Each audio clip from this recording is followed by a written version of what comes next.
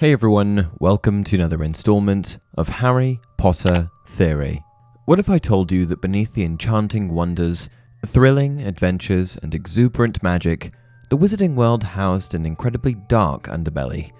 Because the truth is, folks, even a world as magical as the Harry Potter universe has a dark side, and today we're going to be exploring just that. From the bewitchingly eerie halls of Hogwarts to the cobwebbed chambers of Gringotts, today we're going to be unravelling disturbing theories that challenge our perception of the enchanting world we once fell in love with. We will confront soul-shaking questions about the psychology of our favourite characters, question the actions of those we once revered, and ponder the terrifying possibilities that lie just beyond the boundaries of the stories we hold dear. And we're going to do it all with little help from our peers over at the Harry Potter Reddit page, r/harrypotter. Because today I've collected for you a list of Redditor's most disturbing Harry Potter theories. Join me as we shatter our perceptions of the Harry Potter saga in the greatest way possible. And please take solace in the fact that, as bad as these theories are, I've spared you from some of the worst ones. Let's dive in. Forgetful Neville. Neville's parents aren't mentioned that often in the films, and they also sort of lead us to believe that they had been killed by Bellatrix. However, book readers will know that this is not the case. In The Order of the Phoenix, the trio run into Neville and his grandmother at St. Mungo's Hospital for Magical Maladies and Injuries. It's here that it's revealed that Neville's parents are in fact alive, but were just driven insane through Bellatrix's horrific torture. In heartbreaking fashion, Neville would go and visit his parents every Christmas to spend the day with them, despite them barely recognizing who he is. All of this considered, I think it goes without saying that Neville suffered an incredible amount of childhood trauma. Which brings me to the theory introduced on Reddit. The reason why Neville is so forgetful is because the official treatment in the wizarding world for childhood trauma is obliviation. The spell never permanently took for Neville because he is, after all, a pretty powerful wizard, but the repeated treatments left him with permanent memory issues. Another Reddit user commented on this theory further. I imagine they thought they were doing him a favour because of what happened to his parents. The obliviation theory ties into the possibility that he was the one who witnessed them being tortured as a child, which could totally link to his social anxiety as a prepubescent and his fear of Snape specifically. If this disturbing theory doesn't make you look at Neville differently, then I don't know what will. Not only does it suggest that Neville witnessed the torture of his parents firsthand, but it also explains his unusual behaviour and forgetful nature. Reality of resurrection. We are first educated on the Resurrection Stone during the tale of the three brothers. Then the second brother, who was an arrogant man, decided that he wanted to humiliate Death still further, and asked for the power to recall others from death. So Death picked up a stone from the riverbank and gave it to the second brother, and told him that the stone would have the power to bring back the dead. According to the legend of the Deathly Hallows, the stone was created by Death himself, and has the power to bring back lost loved ones. In the series, Harry uses it in the Forbidden Forest to summon the images of his loved ones. However, while the stone was initially thought to bring back the dead, we later learn that it only brings back a shade of these people, less substantial than living bodies, but much more than ghosts. And one Reddit user challenged the function of the stone even further with the following theory.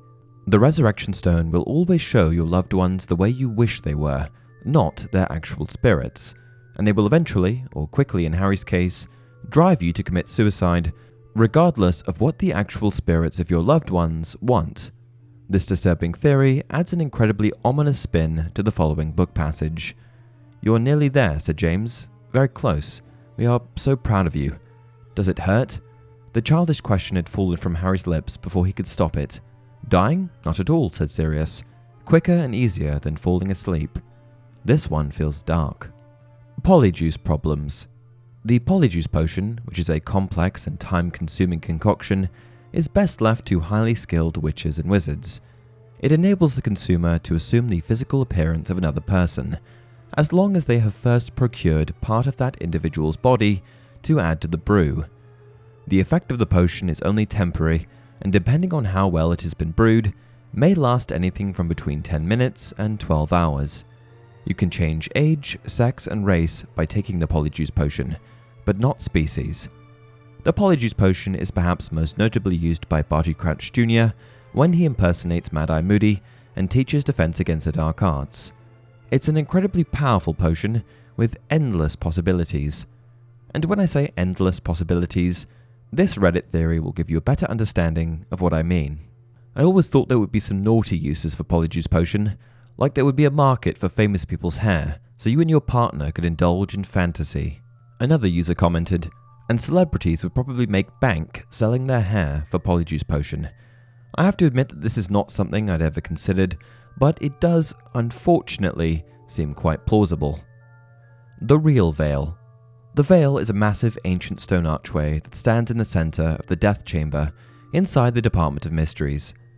Conventional wisdom would suggest that it acts as a sort of portal between the lands of the living and the dead, and it's believed that those who step through the veil, or fall through, become trapped in the world of death, aka they die. Those who stand close enough and have belief in the afterlife are also able to hear faint whisperings that appear to come from the other side. But one thing that's worth considering is that no one truly knows how the veil works, because once you go through, it's impossible to come back. The whole portal between the land of the living and the dead thing is just based on speculation. And it's this lack of definitive information that helped one Reddit user come up with the following theory. Not a theory, I heard, but it's something I do think of from time to time: the fact that Sirius Black never really died. Luna had mentioned hearing voices near the veil. It made me think that maybe the veil was purgatory. So Sirius, who spent his life trying to escape prisons and living in memories of loved ones, spends eternity the same way. Nobody bothered figuring out how the veil worked in the series, so I can imagine Sirius spending eternity either wanting to go back to Harry or to move on and join James. The theory essentially asserts that Sirius, who had spent his life trying to escape prisons and holding on to memories of loved ones, may be trapped in eternity in a similar way. Someone did respond that if this was the case, that Sirius wouldn't have been able to come back in the Forbidden Forest. However, I'm not entirely sure that I agree with that. I don't think the shades have anything to do with the genuine spirits of loved ones that have moved on, and are instead, as the previous theory stated, false representations of loved ones that try to convince you to end your life. Horcrux horrors. We all know what a Horcrux is by now, and if you don't, then I'm not entirely sure what series you've been reading and watching. Hopefully not Twilight. The shortest possible summary of Horcruxes is that they are objects of dark magic created by a witch or wizard who wishes to live forever by immortalizing a piece of their soul inside a vessel of their choosing. However, besides committing an act of murder, the entire Horcrux creation process is a little murky. No one, besides Voldemort and maybe a few other dark wizards, knows the process in its entirety, which leaves it open to exciting and disturbing theories. Which brings me to the following Reddit theory. The real secret to creating a Horcrux was that you had to eat part of your victim after killing them, even just a drop of blood. Killing someone splits the soul of the killer. A spell is then used to transfer part of the soul to an object, a Horcrux. Eating a part of the victim is an act that replaces the lost part of the soul with something vile and stolen, and allows the killer to live without a complete soul because they're patching it with dark magic. In essence, this theory asserts that the murderer must eat part of the victim. In other words, the unknown ritual is cannibalism. There's lots of good support around this theory, including the sheer fact that cannibalism is revolting. But for another thing, cannibalism is present in many literary works through the ages, and Rowling has been known to find inspiration in classical literature. Of course, there's the issue that none of Voldemort's victims who are linked to the creation of his Horcruxes had anything notably missing from their bodies.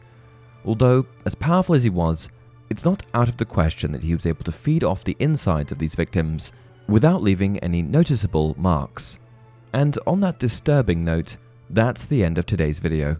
What do you think? Which of these theories was most disturbing to you? And what disturbing theories did I miss?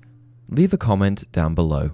If you enjoy these more disturbing videos, be sure to also check out my series on the darkest moments in Harry Potter. I've done 2 parts so far, and I plan on continuing it. And please, if you enjoy the content, like the video and subscribe to the channel. Until next time, remember, it does not do to dwell on dreams and forget to live.